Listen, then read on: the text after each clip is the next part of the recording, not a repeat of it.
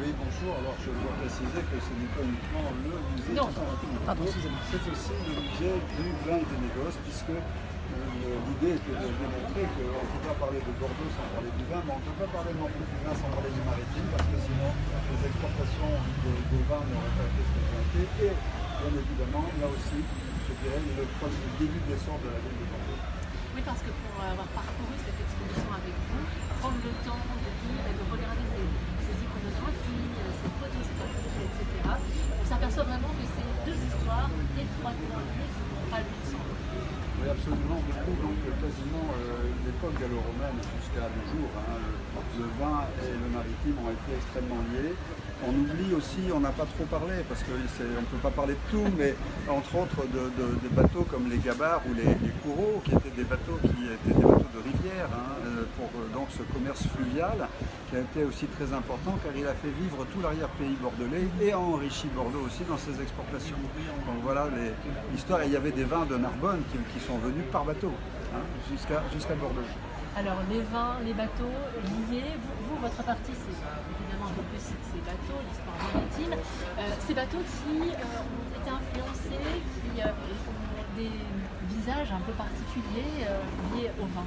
Alors en fait, lié au vin, je ne sais pas si on peut complètement le lier au vin, mais il y a eu quand même des bateaux qui ont existé à partir, je dirais, qui ressemblaient beaucoup aux bateaux des dracars au début et aux galères même, on dirait, et puis qui ont évolué à l'époque justement d'Aliénor d'Aquitaine, avec ces bateaux qui étaient des caracs ou des cogueux, avec ces châteaux avant et arrière très importants, et puis qui ont progressivement évolué avec un beaupré plus long, avec un château arrière plus bas, et ces bateaux sont devenus de plus en plus importants et de plus en plus rapides, parce que le commerce nécessitait la rapidité.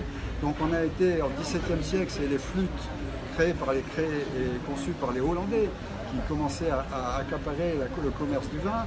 Et puis ensuite, on a pu aller vers le 19e siècle, vers les clippers et autres bateaux non moins célèbres comme les cuirassés qui étaient conçus à Bordeaux. Voilà. Donc c'est toute une histoire de la vie maritime et de la construction navale.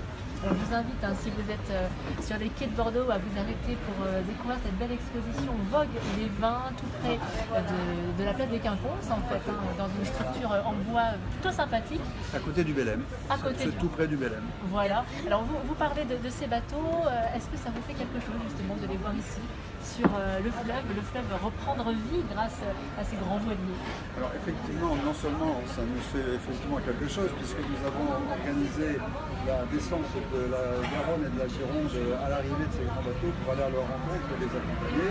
Et donc là, nous étions récemment sur chacun de ces plus gros bateaux pour les accueillir, leur faire un cadeau.